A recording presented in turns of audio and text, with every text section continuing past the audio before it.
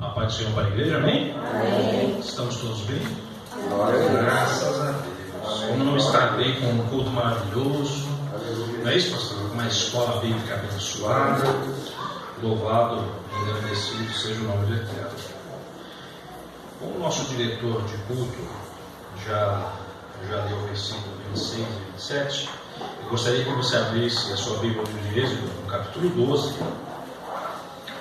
Nós vamos ler o versículo 12, 13 e 14. Êxodo, capítulo 12, versículo 12, 13 e 14. O tema do sermão de hoje tem por título a Páscoa, né? Será que a nossa Páscoa é diferente da Páscoa dos judeus? Será que é diferente da Páscoa do mundo, irmão Horácio? Tem diferença, não tem? Olha aí, já deu um pitaco. Êxodo do capítulo 12, nós vamos ler o versículo 12, 13 e 14. Amém, irmãos? Amém. Graças a Deus.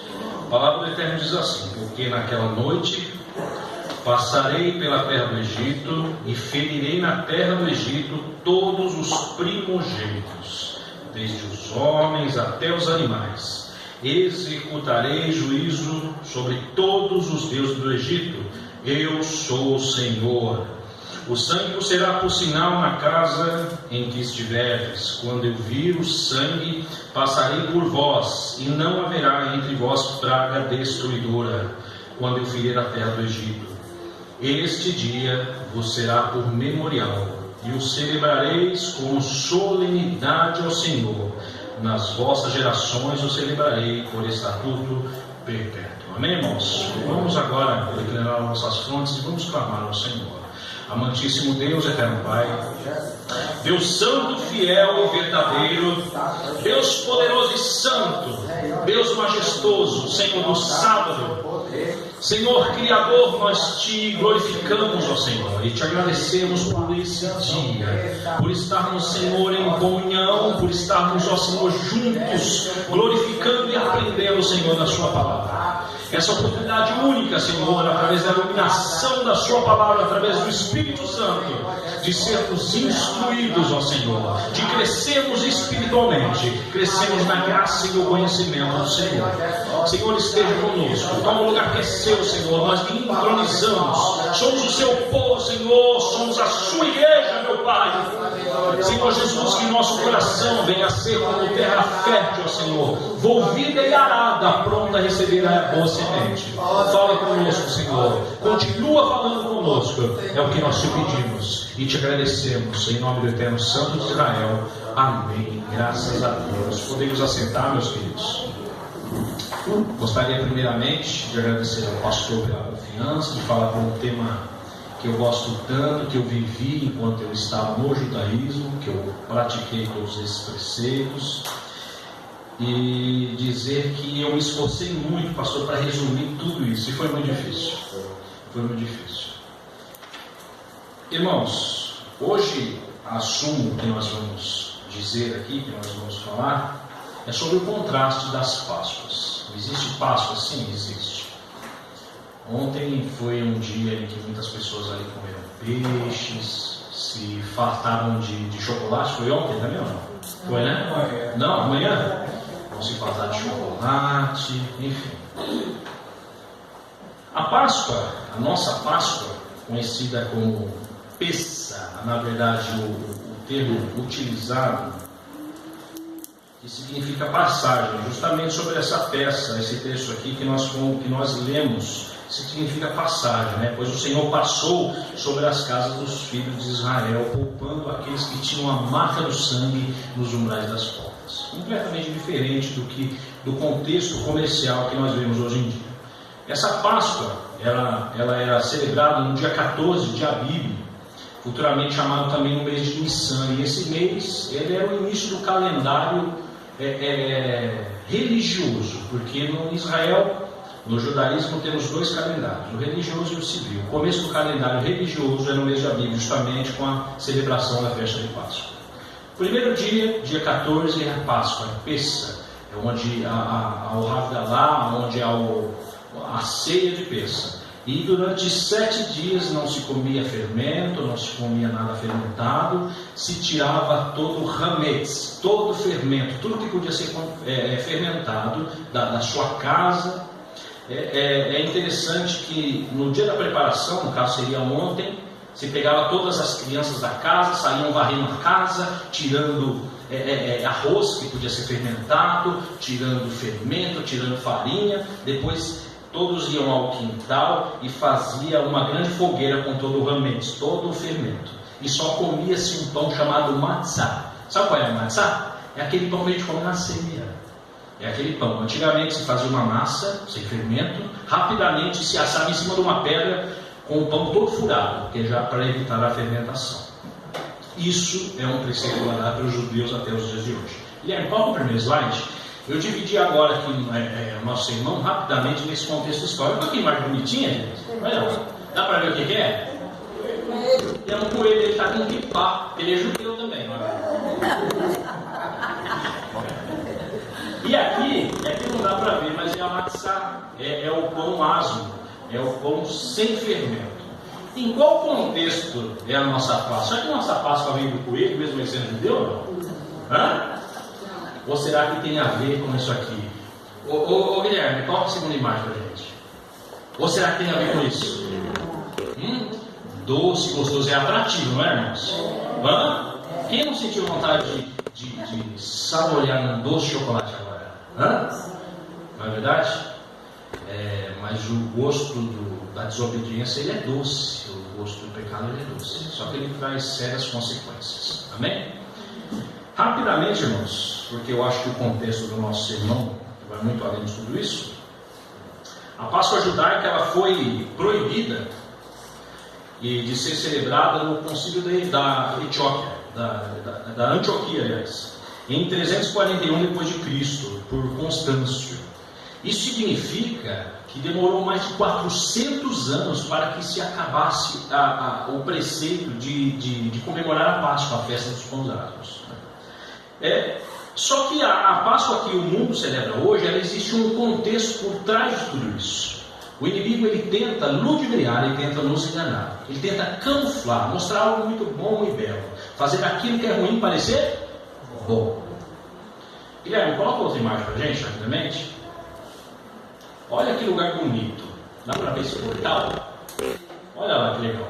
Esse portal eu coloquei para nós não colocarmos a imagem de uma deusa. Só que esse portal é o portal de Ishtar. Eu vou contar apenas essa história.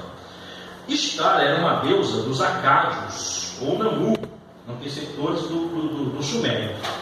Esse portal existia na Babilônia, gente. Na Babilônia. E ele foi tirado de lá e ele foi levado lá para o Museu de Berlim. E é justamente essa foto que foi colocada. Quem era Ishtar, essa deusa, né? É a deusa que através, sabe aquele negócio de signo? Quem já ouviu falar? Acho que todo mundo, né? É a deusa que trouxe a questão do signo de Virgem. Sabe aquela idolatria sobre o zodíaco e tudo mais? E também, olha que coisa interessante, né?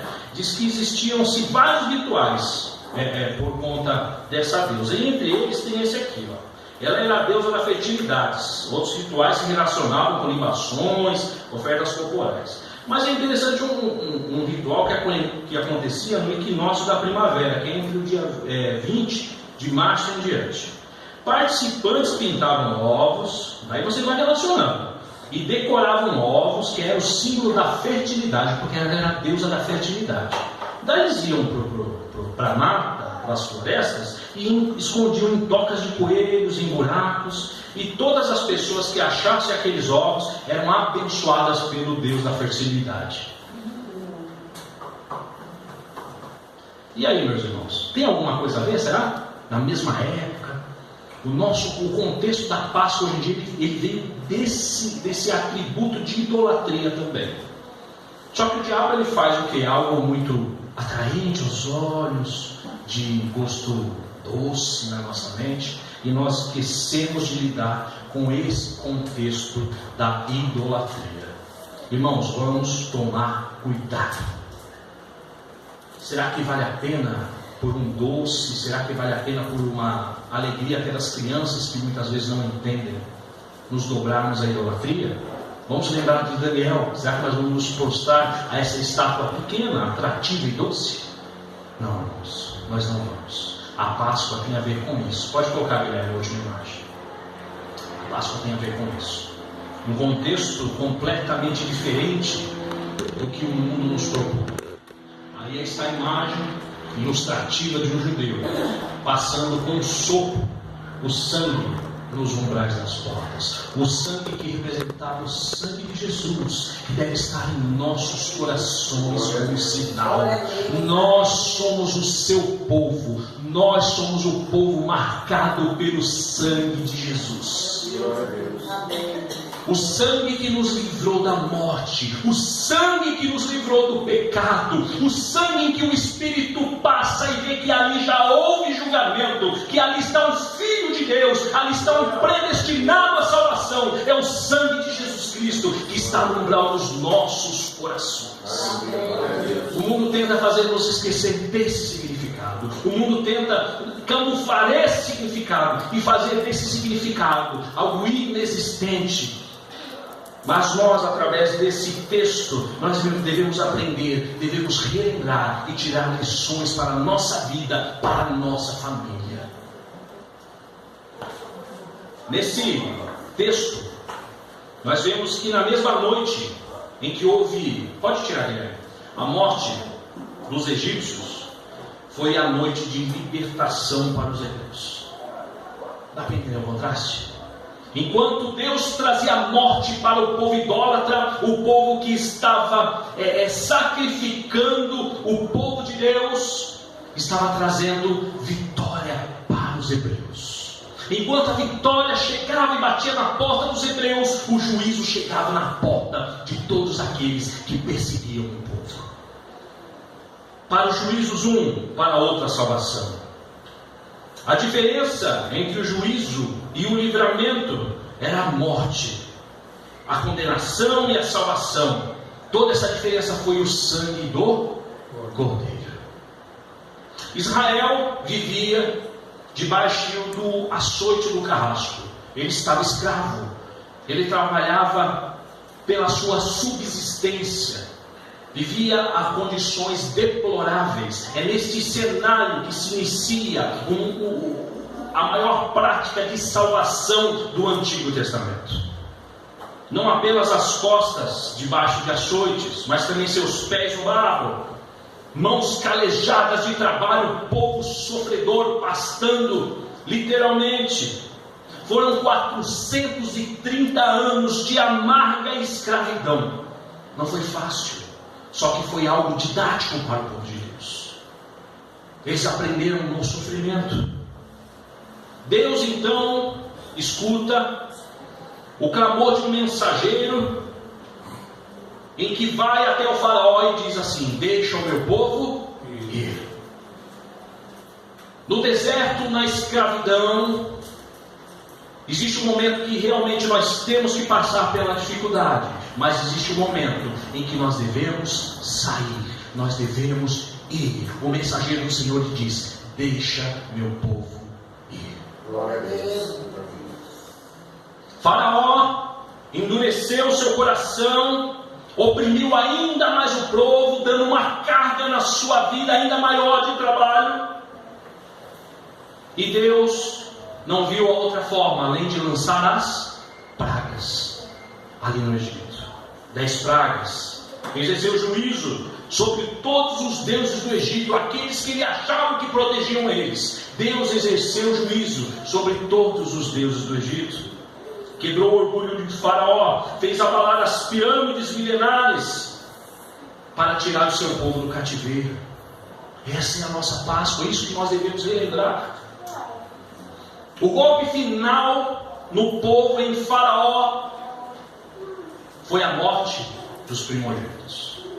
Nenhuma praga foi tão seletiva, nenhuma praga foi tão a fundo, matando todos os primogênitos. Aquela era a 10ª praga. O único meio de salvação daquele dilúvio de juízo divino seria o sangue do Cordeiro. O prenúncio de que somente o sangue de Jesus pode nos livrar da morte. é algo vívido, algo límpido e algo que nós devemos não esquecer nas nossas mentes: somente o sangue de Jesus.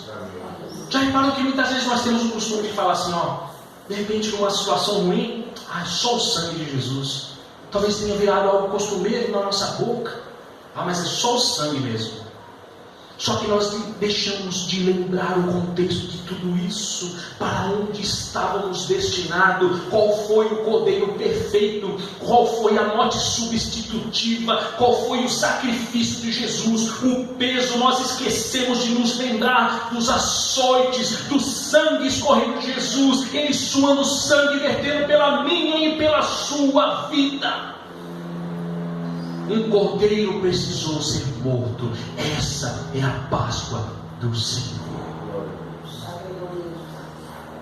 A morte visitaria os palácios e também visitaria todas as choupanas. Ela não ia respeitar rico e pobre. Ela ia chegar na casa daquele que era muito pobre, como também no palácio ali do faraó. Velhos e crianças. O anjo do juízo passaria a meia-noite. Que noite foi essa, né, irmãos? Que fato foi esse? Onde encontrasse o sangue, ele passaria por cima. Mas aonde não visse o sangue, o primogênito morreria inapelavelmente. Não adiantava eu ter as costas largas, não adiantava eu ter riqueza, não adiantava eu ter boas obras. Aonde a marca do sangue não estivesse, o primogênito iria morrer. É isso que nós devemos lembrar na Páscoa. Só que também nós temos que lembrar que na Páscoa foi um determinado momento da independência de Israel. Israel não era um povo. Israel era uma mão de obra. Israel fazia parte do povo de Faraó como mão de obra apenas. Mas a partir desse dia em que Deus executou o juízo, ele foi considerado uma nação, ele pôde ir e adorar o seu Deus, e marcou o início, o fim da escravidão e o início da peregrinação. Meu irmão, nós somos o povo de Israel, nós estamos peregrinando a nova Canaã celestial. Um dia o sangue de Jesus Cristo executou o juízo na nossa vida, nos livrando do pecado e nos tirando da escravidão dele e nos colocando num destino de peregrinação. Isso que nós temos que lembrar. Nós estamos caminhando e foi através do sangue de Jesus que nós pudermos ir. Deixa o meu povo ir. A noite de terror dos egípcios foi a libertação do povo de Deus. A mesma mão que feriu os egípcios, ela resgatou o povo de Deus. Deus é justo, meu querido. Glória a Deus. Deus emana justiça em seu caráter, em suas ações, mesmo que muitas vezes sejam negativas nas nossas vidas. Qual é a mensagem da Páscoa?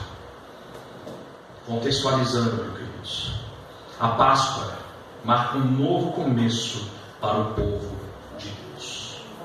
Versículo 1, 2 e 3 diz assim: Disse o Senhor a Moisés e a Arão na terra do Egito: Este mesmo será o principal dos meses, será o primeiro mês do ano. Falai a toda a congregação de Israel, dizendo aos 10 deste mês, cada um tomará para si um cordeiro, segundo a casa do a casa dos pais, um cordeiro para cada família. Será o mês principal, marca o início de uma nova vida no povo de Israel. O novo calendário, uma nova vida. Talvez seja o capítulo mais importante do livro de Êxodo. O sacrifício da Páscoa inaugura um novo calendário. A Páscoa é um novo recomeço para o povo de Israel. Imagina, depois daquele dia, eles não terem novamente que trabalhar na escravidão. Não é uma boa libertação? Algo providencial de Deus? A partir dali, deixaram de ser escravos do Egito para serem peregrinos. Ali cessava a escravidão e começava uma nova vida, livre para com Deus. Mas eles queriam ir para adorar a Deus e para servir a Deus. Qual que é o contexto dos nossos dias? Às vezes uma pessoa tem uma vida de libertinagem lá fora. Ela pode sair, ela pode se divertir, curtir, ela pode usufruir de todos os deleites do mundo. E quando talvez uma pessoa se converte, ela entende o sacrifício de Jesus na sua vida. Há muitas pessoas que dizem assim, agora ela perdeu a vida. Não é isso que acontece? Agora ela perdeu a liberdade. Só que a conversão não é o fim da vida, mas é o fim da escravidão do pecado. A conversão nas nossas vidas nos traz tantos benefícios que para o mundo possa ser escravidão. O povo de Israel agora deixaria de ser alimentado, eles não teriam as cebolas ali no Egito, não teriam os alimentos ali. Só que Deus cuidaria deles, eles estariam libertos do pecado, libertos da escravidão. O que nós temos que lembrar na Páscoa é que Deus nos deu uma nova oportunidade de vida. Páscoa é lembrar da libertação do pecado, é fecharmos nossos olhos e lembrarmos de onde o Senhor nos tirou, qual é o nosso destino e qual é o nosso destino no dia de hoje. Se nós estávamos destinados à morte, agora temos um futuro de glória com o nosso Senhor. Páscoa é relembrar isso, em memória disso. Aleluias. A Páscoa foi o começo de uma nova nação. Até então Israel não era uma nação, mas agora livre, remido. Esse povo torna-se um povo separado por Deus. Deus separou seu povo como nos separou. Como hoje nós estamos aqui em comunhão com um povo que peregrina junto à nova Canaã celestial. A Páscoa nos mostra um novo começo, um novo calendário, um novo compromisso, uma nova jornada, um novo destino. E muitas vezes nós temos que lembrar desses compromissos e desse destino. O compromisso que nós assumimos diante de Deus quando nós erguemos nossas mãos e o aceitamos como único e suficiente Salvador. Ou qual foram as cargas e responsabilidades que assumimos com isso. Nós temos muito deleite, nós temos muitos privilégios, mas também temos imensos compromissos diante de Deus, como povo liberto do pecado. Que possamos lembrar que se morremos por Cristo, nós também ressuscitamos uma nova criatura com Ele. Glória a Deus. O irmão Fábio aqui disse que ele foi batizado, não foi isso? E que o seu velho homem sabia nadar. O velho homem tenta ressuscitar, ele tenta se aflorar, ele tenta se mostrar. Mas nós temos que lembrar que nós somos um povo escolhido por Deus, que Deus nos libertou da escravidão, que agora nós somos uma nação, nós somos povo de Deus. Você é um embaixador do reino de Cristo. Aleluias. Lembremos dos nossos compromissos contra a nação. Segunda lição em que nós aprendemos na Páscoa, na Páscoa do Senhor, é que ela revela o projeto de Deus na redenção da família. A família é a instituição que eu acredito que esteja sendo mais atacada nos últimos tempos. Os pilares das famílias estão sendo abalados. Os ideais das famílias estão sendo esquecidos. O projeto da família tem sido deturpado. A família, ela está no centro do projeto de Deus. Versículo 3 diz que a família precisava celebrar junta a Páscoa. Preste atenção nesse ajuntamento. A família, ela precisa toda estar debaixo do sangue do Cordeiro. Ela entrava na casa e passava debaixo do sangue do Cordeiro. A família toda precisava se alimentar do Cordeiro que tinha sido sacrificado. Ela precisava estar junta, se alimentando do Cordeiro. A família toda ela precisava celebrar esse memorial às gerações futuras, ou seja, ela deveria levar essa ideia para os seus filhos, seus netos, seus bisnetos. A família toda precisava ter o compromisso de ensinar os seus filhos sobre o significado da Páscoa. Olha como a família era importante nesse contexto. Se a família fosse desunida, não poderia ter acontecido isso. A família toda obedeceu essa ordenança divina. Sabe o que isso significa, meu querido? Que hoje, na Páscoa do Senhor, É dia para nós voltarmos o Evangelho para os nossos lares. Do que temos falado das nossas refeições em nosso lar. Será que nós temos feito refeições juntos? Será que nós temos compartilhado do que Jesus fez na nossa vida com aqueles que moram conosco? Será que o Evangelho de Cristo tem sido pregado na mesa de jantar e do almoço diariamente? Levar o Cordeiro para dentro da nossa família. Família é um projeto de Deus, e se não existir família, meu querido, não vai existir igreja. Vamos levar a mensagem de Cristo para dentro do nosso lar. Quem lembra aqui dos cultos domésticos? Quem lembra aqui quando criança, pela influência do pai, ter brincado de cultinho? Nós temos que levar o Cordeiro de Cristo para dentro do nosso lar, para que a família seja resgatada, para que a família não venha a ser perturbada. A salvação da família, ela exige a diligência dos pais. Os pais são um exemplo. Olha só o que nos ensina esse texto. Poderiam os pais deixarem seus primogênitos fora da casa naquela noite de juízo? Imagina o pai ter escutado aquilo e ter deixado seu filho disperso brincando. Eu acredito que ele não fez isso, pastor. Eu acredito que ele foi pegando um por um, mesmo se muitas vezes tenha pego até na orelha dele. Mas vocês iam ficar debaixo da casa que o sangue estava nos umbrais. Glória a Deus. Eles se preocuparam com seus filhos. Poderiam os pais negligenciar a ordem de Deus para sacrificar o cordeiro? Certamente nenhuma família descansou enquanto todos os seus filhos e parentes estivessem dentro da casa, estivessem debaixo do sangue do cordeiro. Ninguém descansou, todos se preocuparam.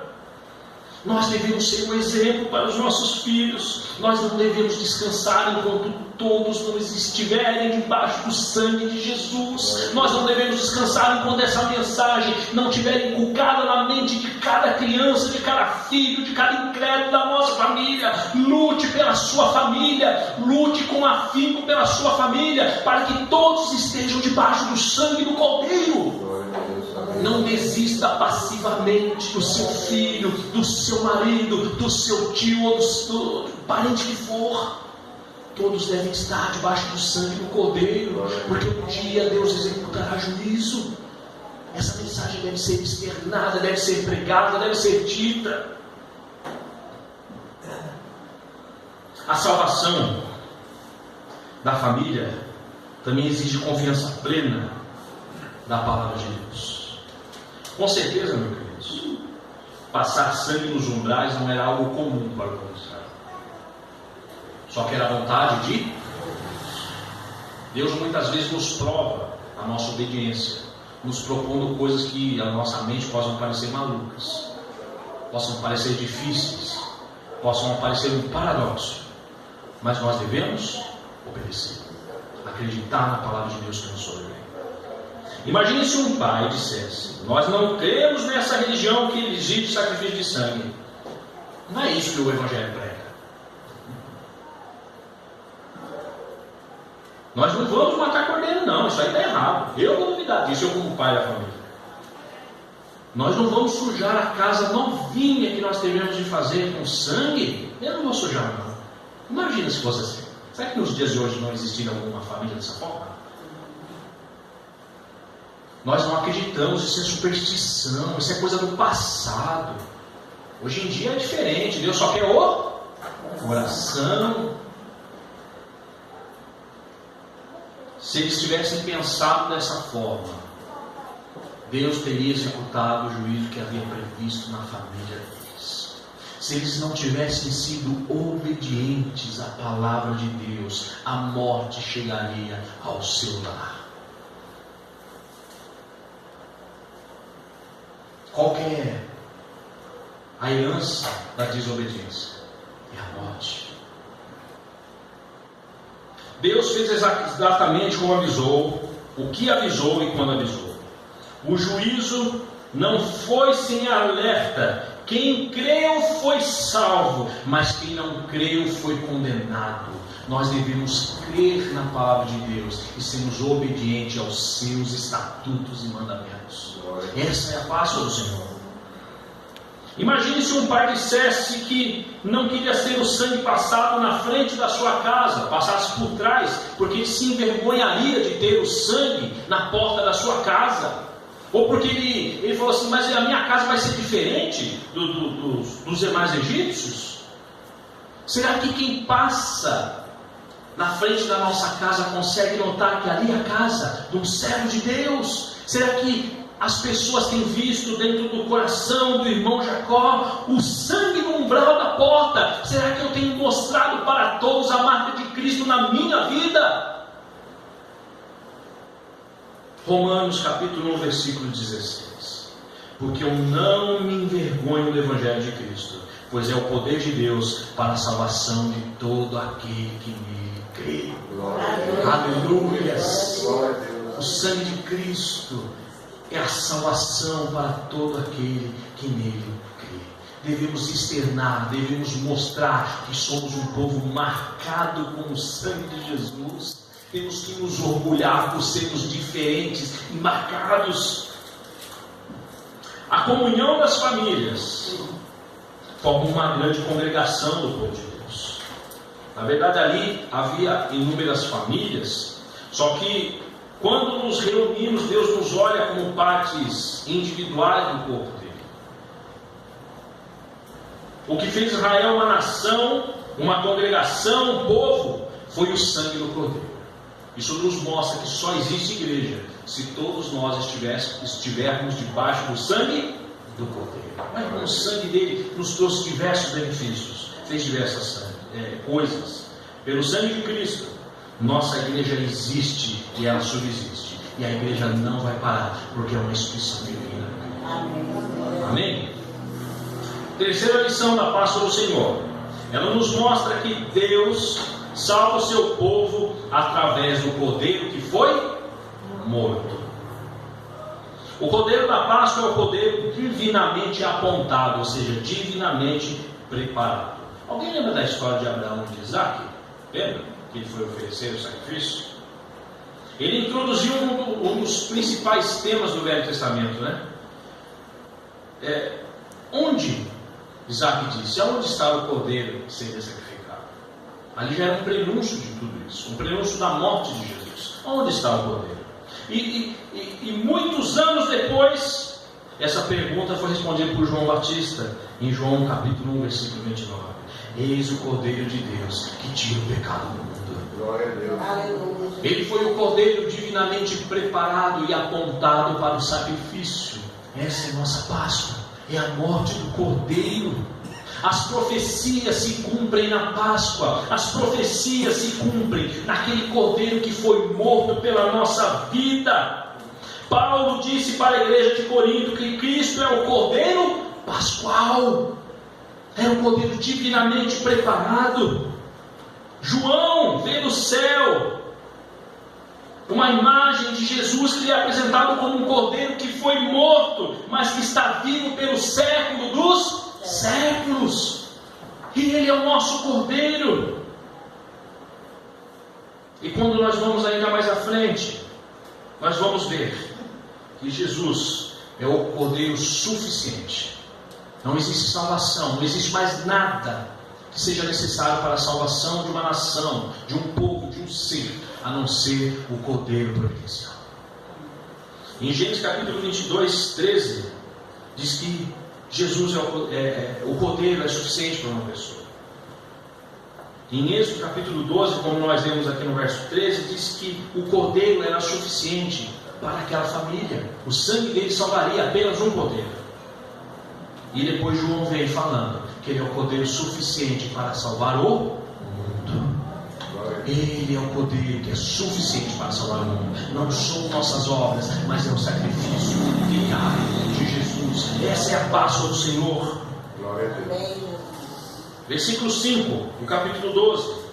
O cordeiro será sem defeito, macho de um ano. Podereis tomar um cordeiro ou um cabrito. Por que o cordeiro tinha que ser sem defeito? porque ele era a analogia de Cristo. Jesus é o Cordeiro perfeito, ele foi obediente à sua morte, morte de cruz.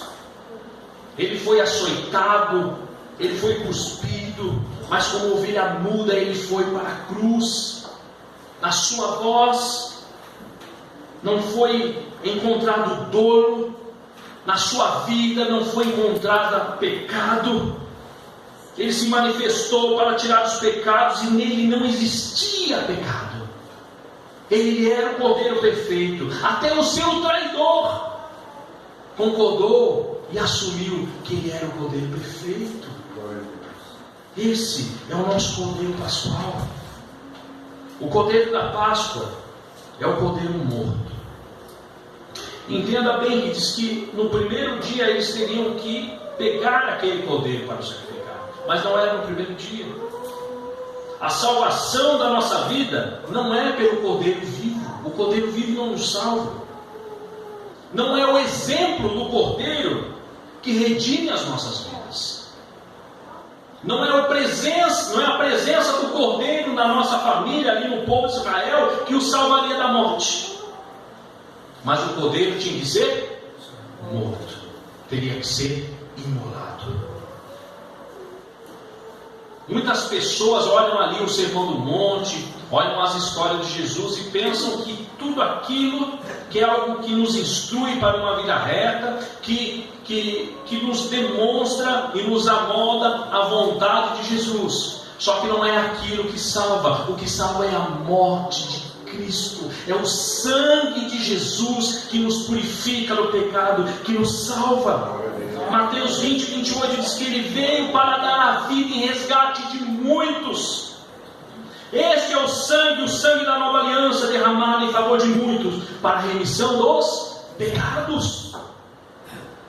Jesus, ele foi o nosso substituto. A morte que era minha foi para Jesus. O castigo que era merecedor meu foi para Jesus. Foi a morte dele que nos traz salvação. O Cordeiro da Páscoa, meus queridos, é um cordeiro de sangue aplicado. Não bastava apenas matar o cordeiro e olhar para o seu sangue. Não adiantava ficar com o sangue dentro da tigela, mas ele tinha que ser molhado em um suco e passado no umbral das portas. Não é também o sangue do cordeiro que nos livra do juízo, mas o sangue do cordeiro aplicado. Quantas pessoas agora, nesse determinado dia e nessa determinada hora, não lembram e não sabem que Jesus morreu? Isso traz salvação para a vida delas? Não. Eu tenho que aplicar o sangue na minha vida. Eu tenho que reconhecer, eu tenho que me apropriar do sangue de Jesus. Se eu não me colocar no contexto do sacrifício de Jesus, não me entender como merecedor da morte de Cristo, não me entender que estou sendo lavado pelo sangue do Cordeiro, eu não terei salvação. A apropriação da expiação precisa ser pessoal. Cristo me amou e a si mesmo se entregou por mim. Não é o contexto histórico da morte de Jesus que salva, mas eu entender e me colocar no contexto da morte de Jesus.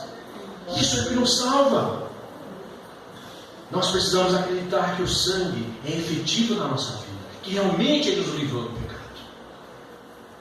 O sangue do Cordeiro também era um sinal de distinção.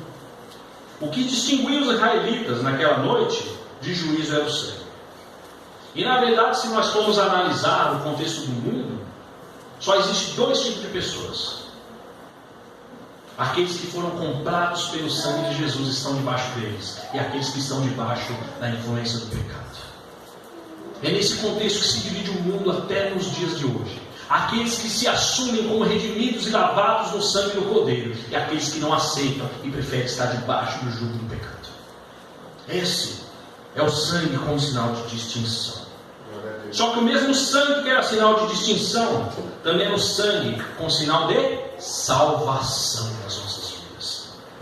Onde o anjo da morte viu o sangue, não entrava, pois o sangue lhe dizia: aqui já foi realizado o juízo, aqui a obra já está feita, aqui alguém já pagou o preço, aqui alguém já deu o seu sangue pela vida de muitos. Essa é a voz do sangue. Quem está debaixo do sangue do Cordeiro está justificado. Agora não existe mais nenhuma condenação. O Cordeiro da Páscoa, meus queridos, é o Cordeiro sustentador também. Eles imolavam o Cordeiro, eles passavam o sangue nos umbrais e eles se alimentavam do Cordeiro. Aqueles que são salvos pelo sangue do Cordeiro se alimentam do Cordeiro. O sangue nos livra do cativeiro da morte e o Cordeiro nos sustenta pela caminhada de peregrinação. Se você não se alimentar de Cristo, você não subsistirá. Se eu não me alimentar e não me nutrir com o Cordeiro de Deus, que morreu e me deu a vida, eu não conseguirei chegar à Canaã celestial. Não conseguirei. E daí aqui no versículo 8, diz assim, no capítulo 12: naquela noite, na noite de Páscoa, comerão carne assada no fogo, com pães asmos e ervas amargas a comerão. É interessante esses três elementos da refeição de Páscoa. Muito interessante. O cordeiro assado no fogo. O cordeiro nós aprendemos que era Jesus. O fogo, quando nós vemos fogo na Bíblia, ele é sinal de justiça, de justificação. O fogo do juízo estava sobre o cordeiro. A Jesus foi atribuído o juízo do pecador. Por isso eles se alimentavam naquele cordeiro. E diz que também se alimentavam junto com o cordeiro com ervas doces, saborosas, amargas. E daí me remete muitas vezes que eu prefiro acreditar que a minha vitória tem sabor de mel, do que lembrar de me alimentar com as ervas amargas. Sabe o que significa? As ervas amargas nos remete aos sofrimentos que eles deixavam no Egito. Eram para eles lembrarem de tudo aquilo que ele havia padecido. Nós temos mania de nos esquecermos, dissemos isso ontem no PG, irmão. Mania de nos esquecermos dos benefícios que Deus já fez na nossa vida. Às vezes Deus operou uma obra tão grandiosa na nossa vida, uma semana depois nós nem agradecemos mais, porque aquilo passa da nossa memória. Muitas vezes nós temos que comer as ervas amargas para lembrar de onde o Senhor nos tirou, do que o Senhor nos livrou, qual foram os sofrimentos que Jesus entrou com refrigério na nossa vida. As ervas amargas também. E aí vem uma lição mais complicada, mais difícil. Mostrava as provas que eles teriam lá na frente. Deus não prometeu bonança, Deus não prometeu sucesso, Deus não prometeu prosperidade, mas Deus prometeu que estaria conosco e cuidaria do seu povo até o final dos dias. Passaremos por diversas tribulações, comeremos muito do amargo desta terra, só que Deus nos salvará. O povo de Israel precisava lembrar disso. E eles também, o terceiro constituinte dessa alimentação era a matzá, era o pão sem fermento. O fermento, ele simboliza a impureza, simboliza o pecado oculto. Sabe aquela pequena coisinha que às vezes a gente faz? Simboliza isso. Falso ensino, hipocrisia, vida pecaminosa. Talvez como a Páscoa era um evento periódico, nós periodicamente devemos nos autoanalisar e verificar aonde existe fermento na nossa vida e tentarmos tirar todo o resquício para que nós possamos continuar no processo de santificação. Essa era a mensagem da Páscoa. E ele disse mais para frente: Deus tem pressa em que você saia do Egito. Tem pressa. Versículo 11. A Páscoa precisa ser comida com pressa. Era hora de sair do Egito em prontidão para marchar. Ele diz: lombos cingidos, sandálias nos pés, cajados nas mãos. Essa é a Páscoa do Senhor. O Senhor tem pressa para que nós saímos do Egito. O Senhor tem pressa para que o pecador abandone o pecado. O Senhor tem pressa para que nós deixamos a nossa vida de escravidão e começamos logo a peregrinar pela Canaã celestial. Essa é a Páscoa do Senhor. Tenha pressa, não tenha lembranças do passado, daquilo que você achava prazeroso. Não tenha saudade das cebolas do Egito, não tenha saudade dos manjares, mas pense na nova Canaã celestial. Pense no sangue de Jesus que nos livrou do pecado.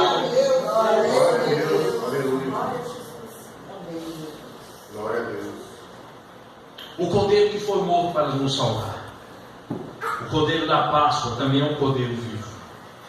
Apocalipse no capítulo 1, no versículo 18, nos mostra esse cordeiro da morte para a vida. Aponta para um cordeiro de Deus, aquele que está vivo, nosso Senhor, que está no trono e que reina. Aponta para um cordeiro que ali é citado como que tem 7 chifres, representando a onisciência de Deus, a onipotência de Deus, e os 7 olhos representando a onisciência de Deus, que Ele sabe de todas as coisas. O cordeiro que está vivo e voltará para julgar a nação. Em quarto lugar, meu querido, a Páscoa é um memorial a ser perpetuado, a fim de que as novas gerações conheçam a salvação de Deus. É ir pelo mundo e pregar o Evangelho a toda criatura. É que essa mensagem venha a ser lembrada por todos e por quaisquer pessoas. Conte para as futuras gerações o que Deus fez na sua vida. Testemunhe do Evangelho de Cristo. Conte que um dia Jesus Cristo morreu por você e fez com que seu destino de morte fosse um destino de vida. Essa é a mensagem que deve ser perpetuada. A nova geração que entraria na Terra Prometida poderia se esquecer da amarga escravidão do Egito, mas ele diz que aquilo deveria ser mantido como mandamento perpétuo, deveria ser dito e pregado para toda a nação. Você sabe o que me veio à mente quando eu leio isso, meu querido? Hoje quase não vemos pregações que falam sobre a cruz de Jesus. Hoje quase não escutamos mensagens ou louvores que falam sobre o seu sacrifício, sobre o seu sangue, sobre uma vida piedosa que Deus nos mostra que devemos ter. Hoje, quando nós ligamos o rádio ou ligamos a televisão, como o pastor disse, nós vemos sermões de autoajuda, pregando uma prosperidade. A prosperidade usurpa o trono da majestade do sacrifício de Jesus. A pregação deve estar no centro, a mensagem no centro da pregação deve ser a salvação, deve ser o sacrifício de Jesus. Devemos falar mais do sacrifício de Cristo, devemos falar mais do seu sangue, que nós fomos lavados.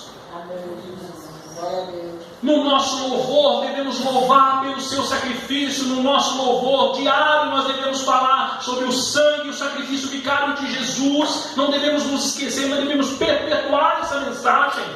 Esse contexto é um chacoalhão na nossa vida, para que nós voltemos a falar do sacrifício de Jesus, da cruz. Precisamos relembrar disso diariamente. Um dia Deus revelará o seu poder ao mundo, e será esse o dia do juízo. Deus guardou a sua promessa. Deus havia falado tudo o que ia acontecer, mas Faraó teve o coração endurecido. Assim será no dia do juízo. Aqueles que creem e correm para o abrigo do sangue do Cordeiro escaparão do furor do Todo-Poderoso. Mas aqueles que zombam do sangue de Cristo perecerão. Passarão a terra, mas a palavra de Deus não passará. Essa palavra deve permanecer viva em nosso coração. Nós parecemos, nós sofremos, nós estamos numa peregrinação em que dependemos do cuidado do Senhor. Só que um dia Deus virá e tudo isso vai cessar. Conclusão, meu querido. Os israelitas saíram corajosamente do Egito. Enquanto os egípcios estavam sepultando os seus mortos, eles estavam sendo libertos. Essa é a Páscoa do Senhor. 600 mil homens, 2 milhões de pessoas. O êxodo foi a maior demonstração da libertação de Deus na vida de Israel, um símbolo de redenção. A Páscoa deve ser um meio de profunda investigação na nossa vida, para sabermos se de fato nós somos lavados ou não no sangue de Cristo, se nós nos apropriamos do seu sangue. Nessa Páscoa nós devemos assumir o compromisso de trazer o Cordeiro para dentro dos nossos lares, falar para os nossos filhos, irmãos e pais sobre o sacrifício de Jesus diariamente. E a Páscoa deve nos levar para um meio de adoração pelo sacrifício de Jesus. Não deixe, meu querido, com que o sabor do mundo roube o real significado da Páscoa nas nossas vidas. Amém, irmãos? Amém. Eu espero que o Espírito Santo continue falando melhor em cada coração. E lembre-se sempre do sacrifício vicário, de explanar essa palavra para todos. Que hoje nós possamos continuar durante esse sábado, fazendo uma reflexão sobre esse livramento do Senhor na vida do povo de Israel. Amém, irmãos? Graças a Deus. Palavra do nosso Deus.